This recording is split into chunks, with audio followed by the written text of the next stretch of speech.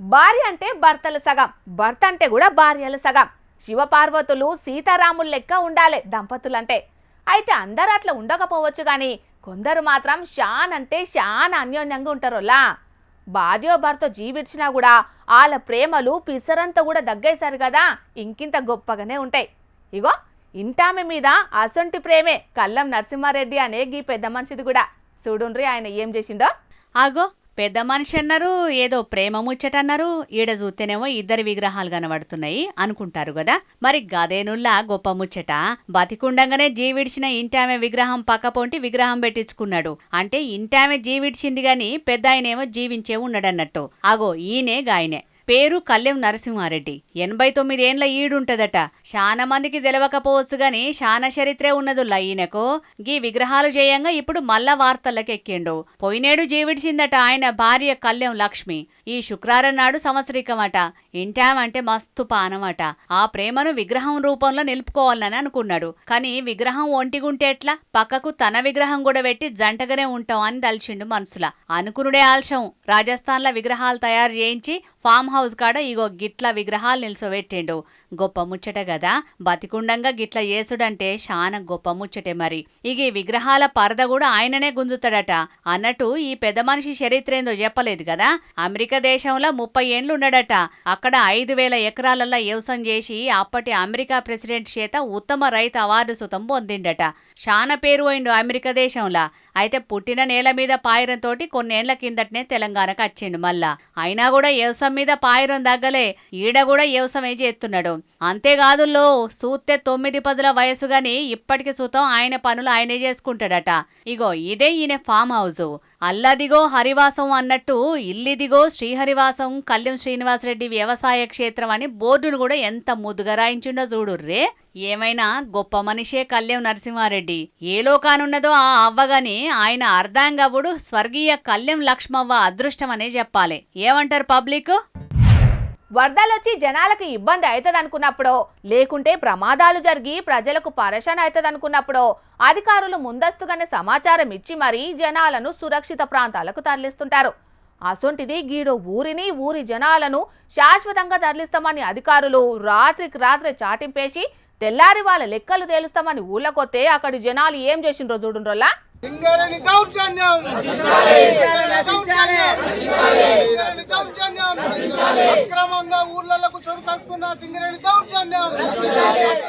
ఇక్కడ వీళ్ళంతా సింగరేణి సంస్థకు వ్యతిరేకంగా ఎందుకోసాని నినాదాలు చేస్తున్నారో ఈ అన్న చెప్తున్నాడు. ముందుగా లేనుండ్రి. బుధవారం పేటలో మళ్ళీ దౌర్జన్యం సృష్టించడానికి సింగరేణి ఎంటర్ అవుతోంది.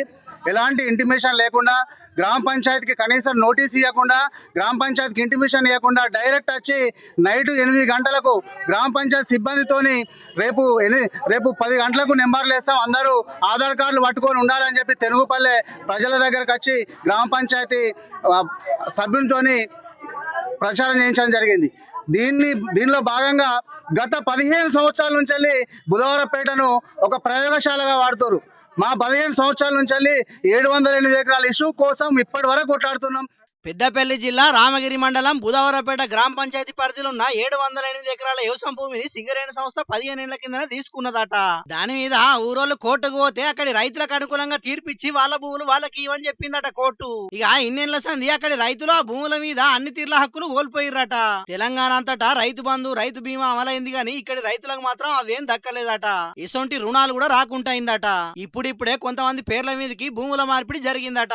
ఇంతల్నే చెప్పా పెట్టకుండా రాత్రి చాటింపేసి ఇయాలొచ్చి ఇండ్లకు నంబర్లేసి ఊరును సింగరేణి కింద తీసుకుంటామనటాలకు అక్కడి జనాలంతా ఇట్లా లోల్లికి దిగిండ్రు. ఇక అలా గోసేందో ఈ అవ్వ చెప్తున్నది ఇన్నుండ్రో పారి.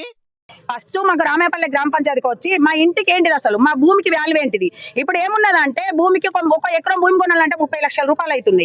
అసలు ఇక్కడ ఏం చేస్తున్నాడు, ఒక ఏదో 5 లక్షలు 6 లక్షలను ఒక ముఖం మీద పడేసిపోతున్నాడు. అది కాదు మాకు కావాల్సింది. మా ఎకరానికి ఎంత కట్టిస్తావు, మా ఇల్లుకి ఎంత కట్టిస్తావు, మా ఇంటికి ఒక పిల్లగానికి ఏమి ఇస్తావు, మాకు ఏం జాబ్ ఇస్తావు అన్న విషయం మాకు క్లారిటీ తెలిసిన తర్వాతనే మా బుధవారంపేట శివార్ల మా రామేపల్లి గ్రామ పంచాయతీకి వచ్చి మీకు కూర్చోండి మర్యాదపూర్వకంగా మీరు మాట్లాడి మేము అన్ని అనుకూలంగా మేము ఒప్పుకుంటేనే ఆ తర్వాత మీరు వచ్చి ఇక్కడ సింగరేణి వ్యవస్థ ఇక్కడ మీరు దౌర్జన్యం చేసి మీరు అది చేసి ఇది చేస్తే మాత్రం మేము ఊకుండేది లేదు. ఖచ్చితంగా మాకు అనుకూలంగా మీరు సహకరిస్తేనే మేము ఏదంటే మేము దానికి ఒప్పుకుంటాం.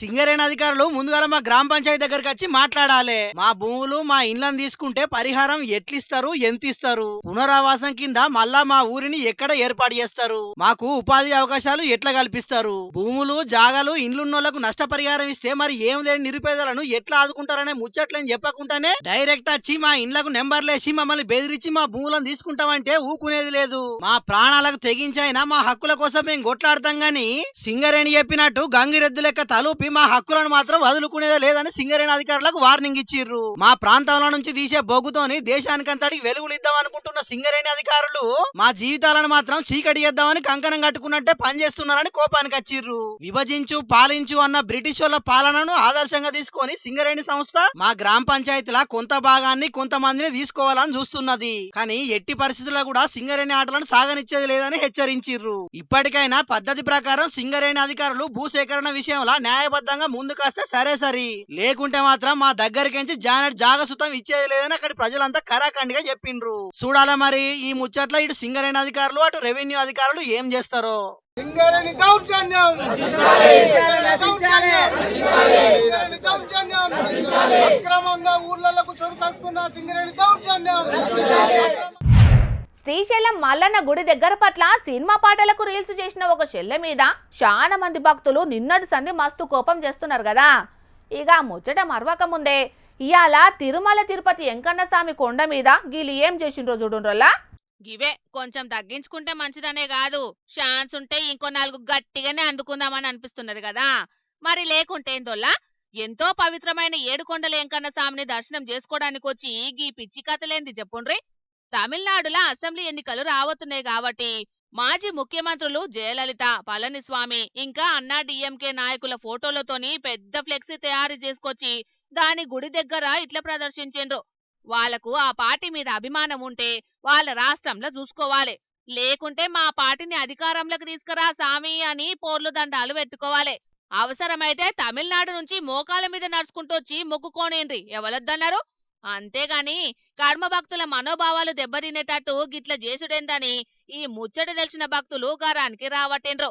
అయినా సీమ సిటుక్కుమన్న తెలిసేటంట అలర్టుగుండే సెక్యూరిటీ సిబ్బంది ఇంత పెద్ద ఫ్లెక్సీని గుడిదాకా తెచ్చినా అడ్డుకోలేకపోయినరంటే మరి వాళ్ళు ఏ గుడ్డి గుర్రం పనులు దొమ్ముతున్నట్టో ఏం పాడు పోన్రి. అసలుకైతే శ్రీవారి ఆలయం చుట్టుముట్టు రాజకీయ పార్టీలకు సంబంధించిన బ్యానర్లు, ఫోటోలు పెట్టి వీడియోలు తీసుడు, నినాదాలు చేసుడు టీటీడీ నిబంధనలకు విరుద్ధం.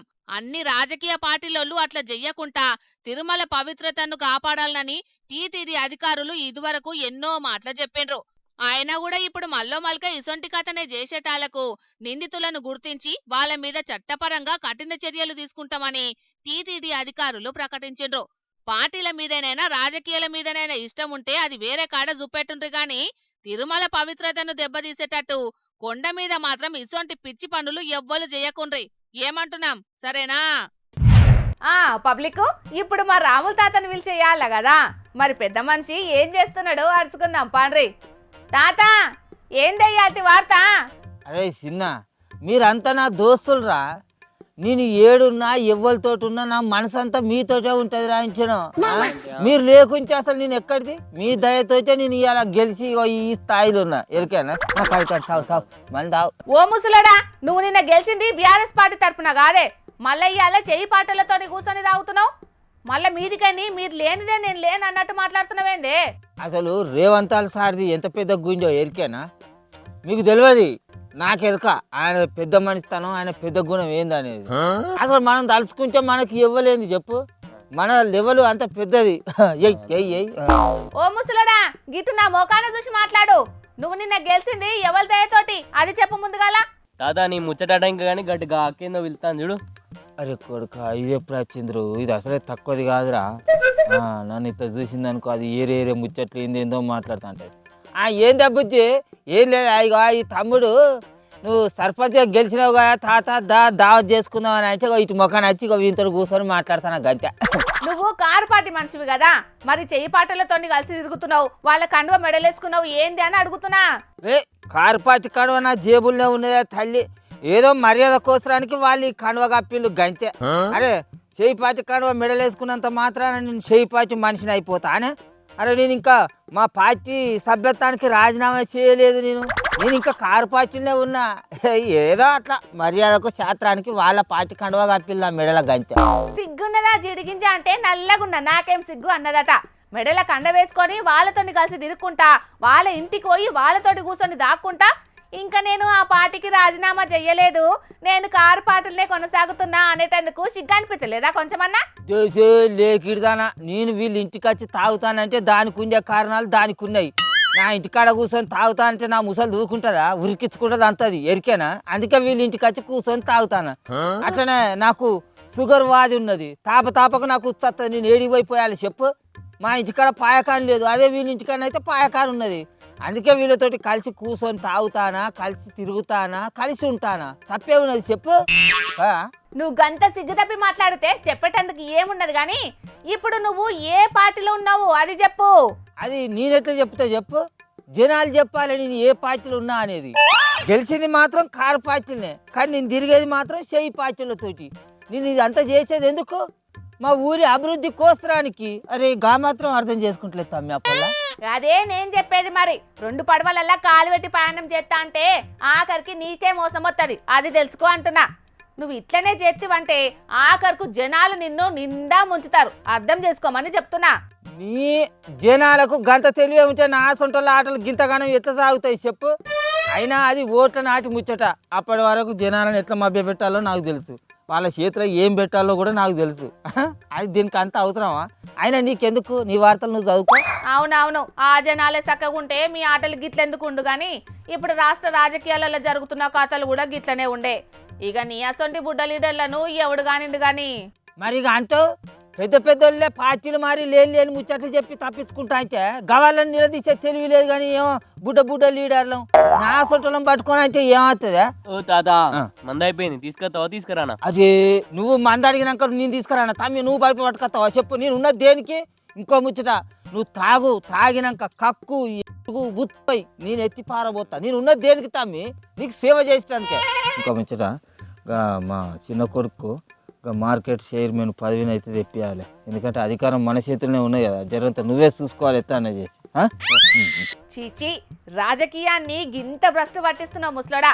నాయకుడు అంటే 10 మందికి ఆదర్శంగా ఉండాలి, గిట్లా ఓ పార్టీలో ఉండి ఇంకో పార్టీకి కొమ్ముగాసుడు పద్ధతి కాదు, ఎరికేనా? అసలు నీ బాధ ఏందక్క? తాత మా పార్టీలో చేరితే నీకేమైతా? తమ్మి నేను మీ పార్టీలో చేరినా అని చెప్పద్దు, మీతోటి కలిసి నడతానా అని చెప్పాలి. మా ముసలోడు మీ పార్టీలో చేరినందుకో మీతోని కలిసి తిరుగుతున్నందుకో నేను తప్ప అంటలేను తమ్మి. మీ పార్టీలో చేరే ముందు మా ముసలోడు ఇన్నొద్దులు తిరిగిన పార్టీకి రాజీనామా చేసి మీ పార్టీలో తిరగాలి కదా. ఇవాళ మీ దగ్గర అధికారం ఉన్నది కాబట్టి మీ పార్టీని పట్టుకొని తిరుగుతున్నాడు. రేపు అవతల పార్టీకి అధికారం వచ్చిందనుకో అప్పుడేమంటాడు, నేను ఈ పార్టీకి రాజీనామా చేయలేదని వాళ్ళతోని కలిసి తిరుగుతాడు. ఇది కరెక్టేనా చెప్పు? అవును, అది కూడా నిజమే అక్క. ఓ ముసలాడా, నువ్వు ముందుగా అలా కార్ పార్టీకి రాజీనామా చేసి రాబో. అరే ఆ ముచ్చట ఈ కారు పార్టీ పెద్దలు చూసుకుంటారు, జనాలు చూసుకుంటారు తమ్మి. నీకు నాకేమున్నది చెప్పు? చెయ్యి పార్టీకి అధికారం ఉన్నది, ఆ పార్టీలో గెలిచిన నాకు మీ పార్టీ అవసరం ఉన్నది. ఒడ్డెక్కేదాకా ఓడమల్లన్నా, ఒడ్డెక్కినాక బోడమల్లన్నా తమ్మి. ఈ ముసలోడు అధికారం ఉన్నంతసేపు మాతోనే ఉంటాను అన్నట్టు, అటు ఇంకా మా నడ్డి మీద దంతాను అన్నట్టు. ఏం తమ్మి లోపల ఏమేమో గొలుగుతానో ఏంటిది? ఏం లేదు తాత, మంద అయిపోయింది కదా, నువ్వు తెత్తవాలి నేందేనా? నేను తెత్తా తమ్మి, నువ్వు పోయి తీసుకొస్తావా తమ్మి? నేను ఉన్నది దేనికి చెప్పు? నేను పట్టుకొస్తా, నువ్వు విన్నా కూర్చో. ఓ పిల్ల, ఇక నీ కడమ వార్తలేదు చదువుకో, మాకు ఏరే పెద్ద పనులు ఉన్నాయి, పెద్ద ముచ్చట్లు నీకెందుకు గాని. భయం లేని కోడి బాజాట్ల గుడ్డు పెట్టింది అన్నట్టే ఉన్నది పార్టీ మారినోళ్ళ వ్యవహారం. పార్టీ మారినమని జనాలు అనుకున్నాడు కాదు, వాళ్ళే స్వయంగా చెప్పిండ్రు కూడా. ఆయన ఇప్పుడు మేం పార్టీ మారలేదు, ఉన్న పార్టీలోనే ఉన్నామని చెప్పుకునేటందుకు వాళ్ళకి ఏం అనిపిస్తలేదు కావచ్చు కానీ ఈ నెటోళ్ళకే ఓ కారం వచ్చినట్టు అవుతున్నది. కానీ ఏం చేస్తారు, ఇప్పుడు ఏం చేయలేని పరిస్థితి ఉన్నది. అదే ప్రజలకు అవకాశం వచ్చినప్పుడు మాత్రం కర్రు కాల్చి వాత పెట్టడానికి సిద్ధంగా ఉన్నారట. చూడాలే మరి పార్టీ ఫిరాయింపుల మీద రేపట్లో ఏం జరుగుతుందో. అదేదో నీతి కథ ఉంటుందోలా, పులి రాకపోయినా వచ్చిందని అబద్ధం చెప్తుంటాడు ఓ ఇచ్చంత్రాల పిల్లగాడు. వద్దురా వారి అని తండ్రి ఎంత చెప్పినా ఈనాడు. పులి అన్నప్పుడల్లా నిజమే అనుకొని తండ్రి భయపడి పని ఇడిచిపెట్టుకొని వచ్చి చూసిపోతాడు. అయినా కానీ మళ్ళోపారి అట్లనే చేస్తాడు పిల్లగాడు. 2 మాటల అబద్ధం చెప్పేటాలకు ఈసారి కూడా అబద్ధమే అనుకొని తండ్రి చూసేటందుకు పోడు. కానీ పులి నిజంగానే వచ్చి పిల్లగాన్ని నోట గడుచుకొని పోతుంది. కథల నీతి అందరికీ అర్థమైంది అనుకుంటా కదా, చిన్నప్పుడు అందరూ ఇన్న కథే. మరి ఈ మోతవరికి ఎందుకు సోయలేదో చూడుండ్రి ఏం చేసిండో. ఈ ఏఐ జీయంగా అసలుకు అబద్ధానికి తేడా లేకుండా పోతుందోల్లా.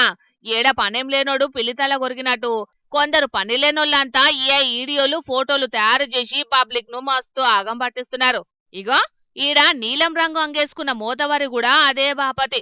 చూస్తే నలుగురికి మంచి చెప్పే స్థాయిలో ఉన్నట్టున్నాడు. కానీ ఈ మోతవారి మంచిర్యాల జిల్లా నస్పూర్ ఏరియాల పెద్ద పులి చక్కర్లు కొడుతున్నట్టు కారు పెద్ద పులికి ఎదురు పడ్డట్టు ఏఐ ఫోటోలు తయారు చేసి సోషల్ మీడియాలో ఇచ్చిపెట్టిండట.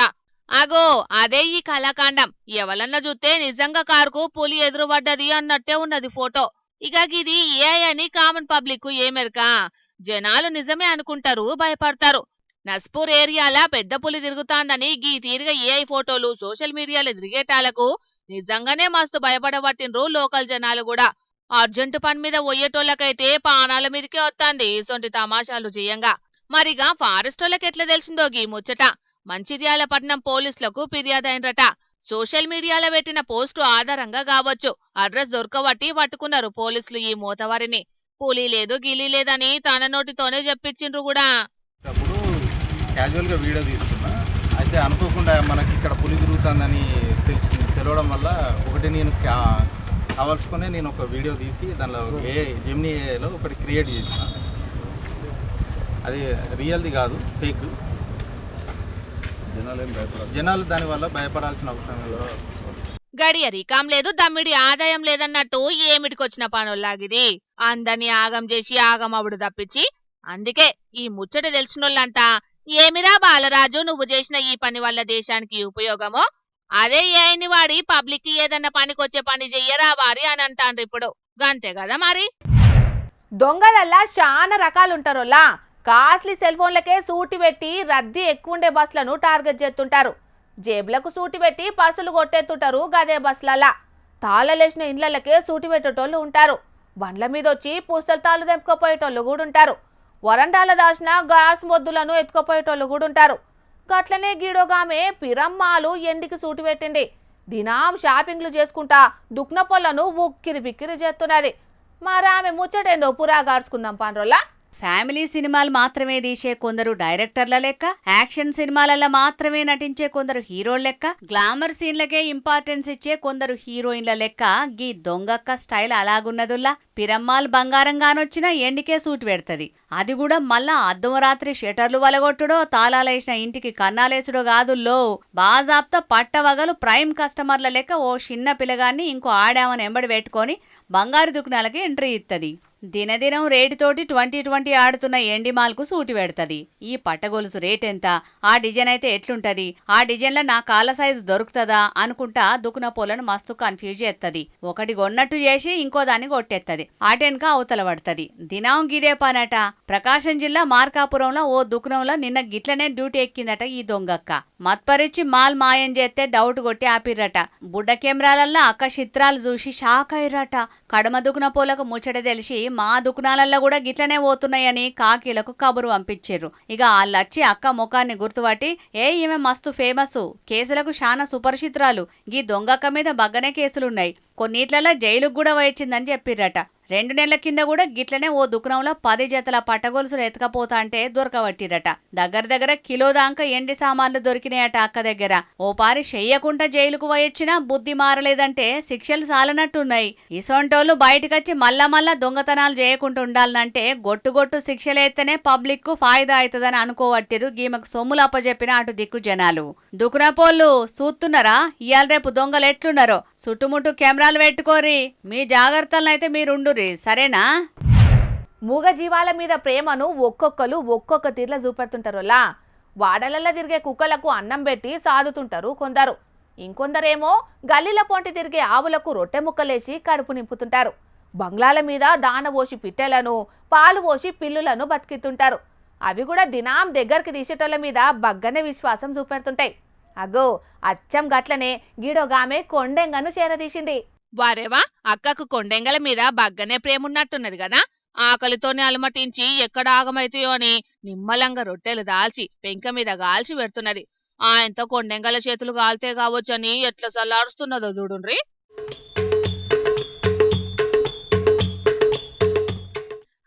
మంచి గుదక్క ఆయనతో కొండెంగలకు సురుకుదలగల్లా రొట్టెలు కాల్చేదాకా కాలిని సల్లారేదాకా కొండెంగలు కాబట్టి బగ్గనే ఓపిక పట్టినాయి. కానీ అదే కోతులైతేనా ఆగమాగం చేసేటి, పచ్చిపిండి ముద్దనే పట్టుకొని పరారయ్యేటి. మరి ఈ వీడియో ఎక్కడిదో ఏమో గాని ఇంటర్నెట్ల దుమ్ము దుమ్ము తిరుగుతాంది.